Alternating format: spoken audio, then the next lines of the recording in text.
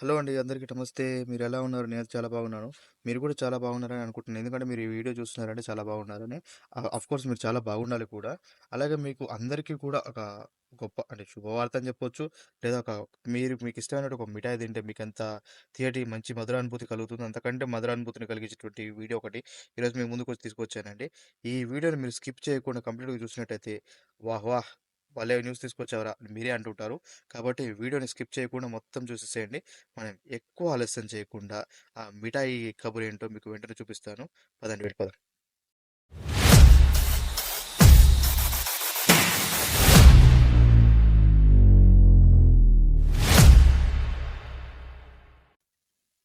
Welcome back to my channel అండి.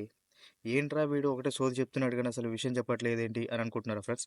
ఇంకా కంగారు పడాల్సిన అవసరం లేదండి. మీకు వెంటనే ఆ కమ్మటి న్యూస్ ఏంటనేది వెంటనే చెప్పబోతున్నాను. ఇంకా మనం ఎక్కువ ఆలస్యం చేయకుండా వెంటనే వీడియోలోకి వెళ్ళిపోదాము.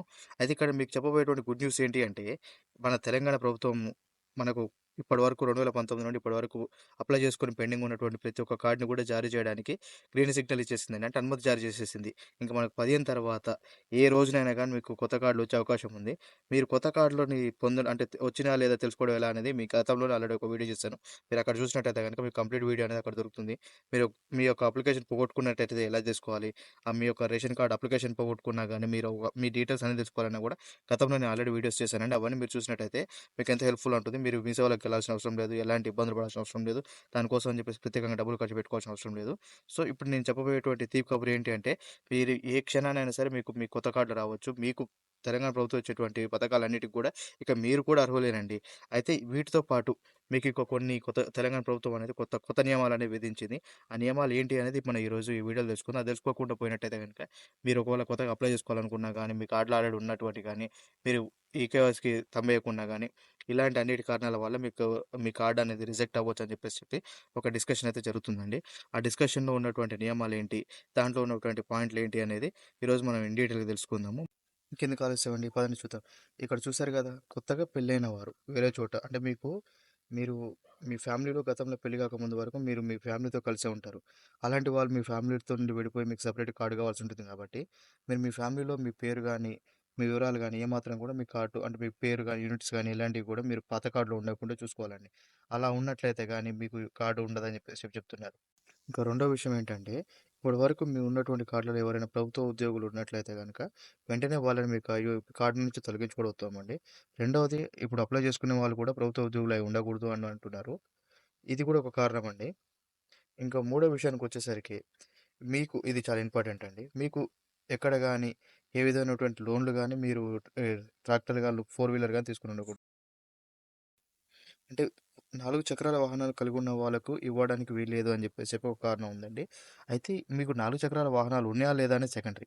మీ పేరు మీద అంటే మీ ఆధార్ కార్డ్ తీసుకొని కావచ్చు, మీ రేషన్ కార్డ్ తీసుకొని కావచ్చు, ఇలా ఏ విధంగానైనా మీ పేరు మీద ఇంకెవరైనా తీసుకున్నారా లేదా అని చూసుకోండి. గతంలో అలాంటివి చాలా జరిగి వాళ్ళ కార్డ్‌లు రిజెక్ట్ అవ్వడం జరిగిందని చెప్పి చాలామంది దరఖాస్తు చేసుకోవడం కూడా జరిగిందంట. ఇది కూడా ఒకసారి గమనించండి. ఇంకా నాలుగో పాయింట్‌కొచ్చేసరికి మీరు అంటే ఏదైనా వ్యాపారం చేస్తూ గాని, ఏదైనా బిజినెస్‌లో గాని, ఏదన్నా ఆదాయంలో గాని టాక్స్ పేయర్స్ చేస్తే అయితే గనుక మీకు ఆ టాక్స్ పేయర్స్ ఉన్న వాళ్ళెవరికీ కూడా కార్డ్ ఇవ్వడానికి అవకాశం లేదని కూడా చెప్తున్నారిక్కడ. ఇంకా దాని తర్వాతకొచ్చేసరికి మీరు సంవత్సరానికి వార్షికంగా 5,00,000 కంటే మించి ఆదాయం ఉండకూడదంటండి. 5,00,000 కంటే మించి ఆదాయం ఉన్నట్లయితే గనక మీరు ఈ రేషన్ కార్డ్‌కి అర్హులు కాదు అని కూడా ఒక మాట అంటున్నారు. ఇది కూడా మీరు కొంచెం గమనించుకోండి మిత్రమా. ఇంకా తర్వాత పాయింటొచ్చేసరికి మీకు 5 ఎకరాల కంటే భూమి ఎక్కువ కూడా ఉండకూడదంట. 5 ఎకరాల కంటే భూమి ఎక్కువున్నా కూడా మీకు కార్డ్ పోవచ్చని చెప్పేసి చెప్తున్నారు. మిత్రులారా ఇది కొంచెం జాగ్రత్తగా గమనించుకోండి. మీ పేరు మీద గాని, మీ కుటుంబం మొత్తంలో గాని, ఎవరి పేరు మీదనైనా గాని మీకు ఒక కార్డ్ మీద 5 ఎకరాల కంటే భూమి ఎక్కువున్నట్టయితే మీరు వైట్ రేషన్ కార్డ్‌కి అర్హులు కాదు.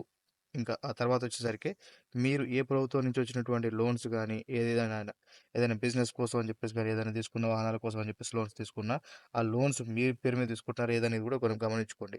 ఇదైతే చాలా ముఖ్యమైనటువంటి విషయం అండి. ఇలాంటి విషయాల వల్ల చాలామంది కార్డ్స్ రిజెక్ట్ అయినాయని చెప్పి చాలా కంప్లెయింట్స్ అయితే వచ్చాయి. ఈ కంప్లెయింట్స్ వల్ల ఏందంటే పాపం చాలామంది అమాయకులు కూడా వాళ్ళ యొక్క వైట్ రేషన్ కార్డ్స్ అనేది పోగొట్టుకోవడం జరిగింది. ఇలాంటి పొరపాట్లు తెలిసి తెలిసి చేసో, తెలియక చేసో మీరు మీ కార్డ్‌లని పోగొట్టుకోకండి. ఇంకా లాస్ట్‌కొచ్చేసరికి ముఖ్యంగా ఇది చాలా గమనించుకోవాల్సిన ప్రతి ఒక్కరు గమనించుకోవాల్సిన విషయం ఏంటంటే, మీ ఆధార్ కార్డ్ ఏదైతే ఉందో, మీ ఆధార్ కార్డ్‌లో పేర్లు గాని, దాని మీద ఉన్న నంబర్‌లు గాని, మరి చూసుకొని అప్లై చేసుకోండి. ఒకసారి అప్లై చేసుకున్న తర్వాత మళ్ళీ మీకు అవకాశాలు అన్నిసార్లు రాకపోవచ్చు. మళ్ళీ మీ పేర్లు మార్చడానికి అవకాశాలు రాకపోవచ్చు మిత్రమా. జాగ్రత్తగా గమనించుకోండి. ఇప్పుడు నేను చూపించేటువంటి వీడియో గనుక మీకు నచ్చినట్లయితే, ఇలాంటి వీడియోలు మరిన్ని మీకోసం తీసుకురావాలంటే, నా ఛానల్‌ని మర్చిపోకుండా సబ్స్క్రైబ్ చేసుకోండి. ఇలాంటి మరెన్నో వీడియోల కోసం నా ఛానల్‌ని ఫాలో చేస్తూనే ఉండండి. నా పేరొచ్చేసి అజయ్. నేను కొత్తగా ఇదే మొదటిసారిగా నా వీడియోని నేను అంటే నా ఫేస్‌ని చూపిస్తూ వీడియో చేస్తున్నానండి. వీడియో గనుక నచ్చినట్లయితే మీరు ఒక లైక్ ఇచ్చేసేయండి. Thank you.